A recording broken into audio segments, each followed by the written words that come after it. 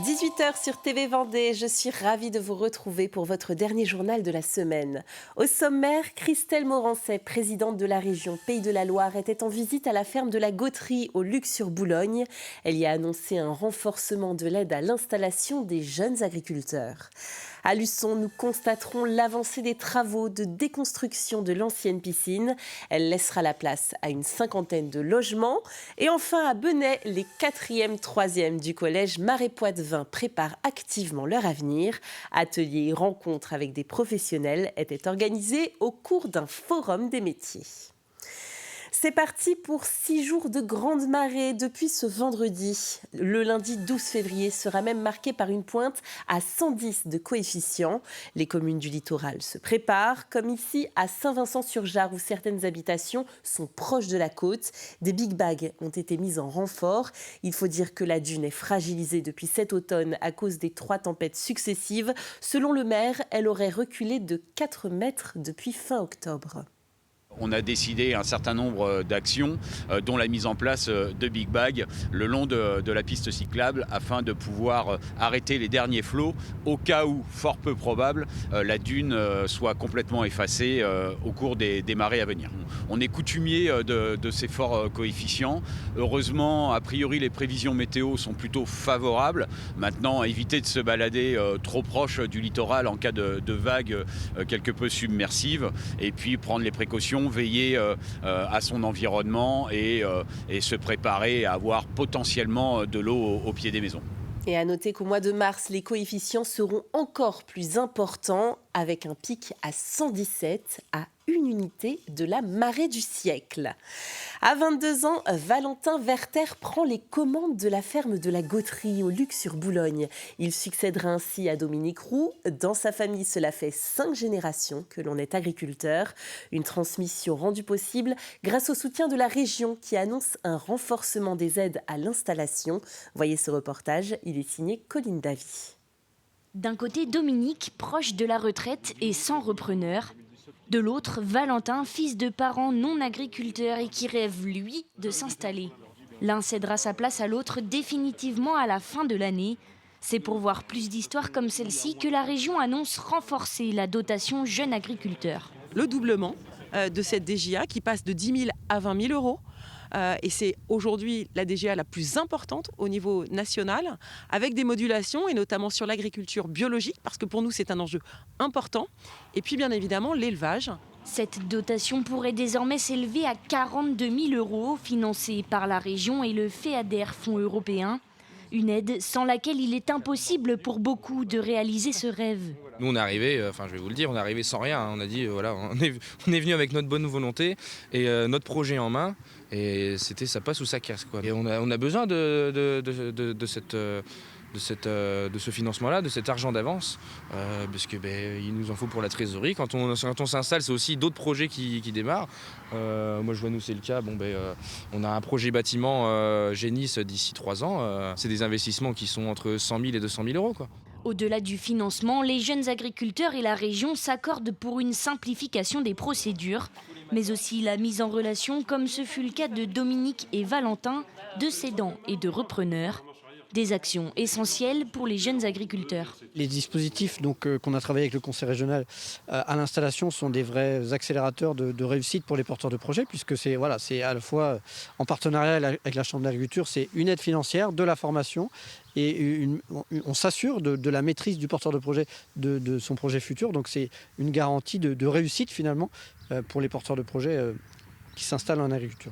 Garantir cette réussite des repreneurs est primordial alors que 50% des agriculteurs ont plus de 50 ans. La verrue en plein centre-ville aura bientôt complètement disparu. La déconstruction de l'ancienne piscine de Luçon touche à son terme. Elle s'inscrit dans le projet de renouvellement urbain de la ville et dans le programme Petite Ville de demain. Les 2600 mètres carrés de surface démolis laisseront place à 49 logements, dont 10 logements locatifs sociaux. Coût des travaux, 485 000 euros, dont 80% pris en charge par l'établissement public foncier de la Vendée. C'est vraiment une page de l'histoire de la ville qui se tourne. On est sur un réel besoin de logement. Aujourd'hui, on est quasiment sur près de 250 logements qui sont en train de sortir de terre sur la ville de Luçon. Mais c'est dû au fait du dynamisme économique qui est porté par la communauté de communes avec le Vendée au point de la proximité et puis toutes les zones industrielles que nous avons et artisanales sur notre territoire. Et c'est très bien pour le Sud Vendée. Ne serait-ce que la semaine dernière, j'étais encore avec un entrepreneur luçonnais qui cherche 3 logements pour des cadres, sinon ils vont quitter. Aujourd'hui, il a des cadres qui font près de 200 km par jour pour venir travailler sur Luçon. Donc c'est pas possible. Donc on a vraiment ce besoin énorme, mais que ce soit pour toutes les catégories socio-professionnelles de la ville, bien sûr. Et une dizaine de chauves-souris avaient élu domicile dans le vide sanitaire de la piscine. Comme toute destruction d'habitat d'espèces protégées doit faire l'objet de mesures compensatoires, une cave à chauves-souris a été réalisée à proximité. Un espace de 15 mètres carrés, d'une hauteur d'1,60 m sous plafond et enterré sous 60 cm de terre végétale. Il s'agit d'une première en Vendée et dans la région. Le suivi sera assuré par la Ligue de protection des oiseaux. Les chauves-souris sont des animaux protégés, donc nous on est intervenu avec l'établissement public foncier de Vendée sur une expertise de la piscine. Et donc au cours de cette expertise, on a trouvé qu'il y avait des chauves-souris. Et donc on a travaillé avec eux sur comment pouvoir maintenir leur accueil à proximité de la piscine qui allait être détruite et en attendant aussi un nouveau projet en fait. Pour hiverner, les chauves-souris, elles ont besoin d'un endroit avec une température et une hygrométrie constante, donc ça correspond souvent à des caves ou des anciennes cavités, des tunnels ferroviaires par exemple. Et donc ici, on a recréé en fait une cave. Donc ici, on a enterré donc des éléments préfabriqués qui ont été construits et ici assemblés. Et puis avec une porte d'accès, donc aussi bien pour les chauves-souris et puis aussi bien pour les personnes qui pourront faire ensuite le suivi du site. Le Secours catholique lance son programme d'accueil familial de vacances pour cet été. Elle recherche donc des familles qui souhaiteraient accueillir des enfants le temps de 2 ou 3 semaines. Ce projet créé il y a 75 ans a permis à 350 000 enfants de toute la France de partir, se changer les idées loin de leur quotidien. Rien que l'an passé, 54 enfants sont venus en Vendée sur les mois de juillet et d'août. Ce sont des enfants en fait, qui sont connus parce que soit par exemple ils bénéficient de l'accompagnement scolaire dans les activités du Secours catholique ou leurs parents sont connus parce qu'ils viennent dans les boutiques du Secours catholique ou ils sont accompagnés d'une manière ou d'une autre. Et pour ce qui est des familles qui accueillent ces enfants, c'est toute famille intéressée pour offrir 3 semaines de son quotidien, de ses vacances à un enfant qui est prêt à ouvrir sa porte et son cœur. Allez, on se rend maintenant du côté de Benay, au collège Marais-Poitevin, pour un événement destiné à aider les élèves de 4e, 3e à peaufiner leur projet d'orientation. Ils ont eu l'opportunité de s'entretenir avec une trentaine de professionnels, tous domaines confondus. Ça se passait mercredi sous l'objectif de notre journaliste Cyril Guillet. Toute la matinée, ces élèves de 3e et de 4e sont allés de table en table pour échanger avec des professionnels. Et contrairement à certaines idées reçues, beaucoup d'entre eux se projettent déjà dans leur futur métier. J'aimerais bien devenir développeur informatique. Je vais être architecte intérieur. Plus vendeur automobile. Moi, je voudrais faire mécanicien. Des envies très différentes qu'ils vont pouvoir confronter à la réalité en posant directement des questions aux professionnels présents. Beaucoup d'élèves sont sur des représentations de métiers qui sont relativement fausses et ont le sentiment qu'il y a plein de possibilités pour faire de l'argent facile et rapidement. Or, c'est quand même un peu un miroir aux alouettes. Organisés sous la forme d'un job dating, les collégiens ont pu s'informer sur les différentes filières qui existent et poser des questions directement aux professionnels. Pour la plupart des chefs d'entreprise qui ont pris le temps de se libérer. Je trouve du temps et je trouve ça important d'expliquer en fait, aux jeunes la possibilité d'embrasser cette profession. C'est une profession qui est passionnante. Et c'est vrai que moi, je me souviens à mon époque, il n'y avait pas ça et on était un peu dans le flou quand on essayait de trouver un métier à la fin du 3e. Et après quelques tours de table, les avis étaient unanimes. Je trouve ça super, ça fait découvrir d'autres métiers. C'est quand même une bonne occasion de pouvoir s'informer. Sur Internet, tu le vois beaucoup en surface, mais après, tu comprends mieux la profondeur quand c'est quelqu'un qui t'explique directement. Et en termes d'orientation, ce collège a une particularité, celle d'être implanté sur une commune limitrophe au département des Deux-Sèvres et de l'académie de Poitiers.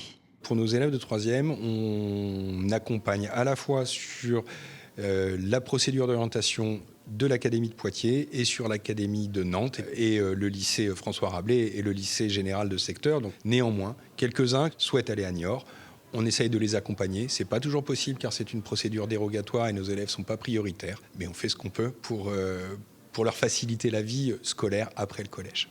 Pour compléter ce dispositif, l'Orientibus de la région des Pays de la Loire proposait aux élèves une plongée au cœur des métiers et des voies de formation à travers ces casques de réalité virtuelle.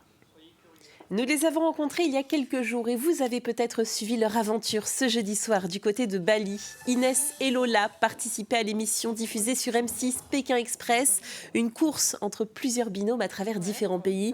Malheureusement, ce premier épisode a vu l'élimination de nos 2 Vendéennes. Alors bien évidemment déçues, les 2 sœurs ne regrettent rien et retirent beaucoup de positifs de cette expérience. C'est la fin de l'aventure, mais c'est le destin. Sur le moment, on est très triste. Ouais, on est très triste. Très très triste. Et franchement, on a savouré, on a profité de chaque instant. Et c'était vraiment une aventure incroyable. Et on regrette rien. Et on est très content de faire partie de cette saison sur les traces du Tigre d'Or. C'est la fin de cette édition. Merci de l'avoir suivi avec nous. On se quitte en images avec cette exposition de peinture à la mairie de Dompierre-sur-Yon. 46 œuvres signées Yvette Berthomé, 73 ans. Elle utilise la technique du pastel sec. Une invitation à la douceur et à la poésie à découvrir jusqu'au 5 mars aux horaires habituels d'ouverture de la mairie.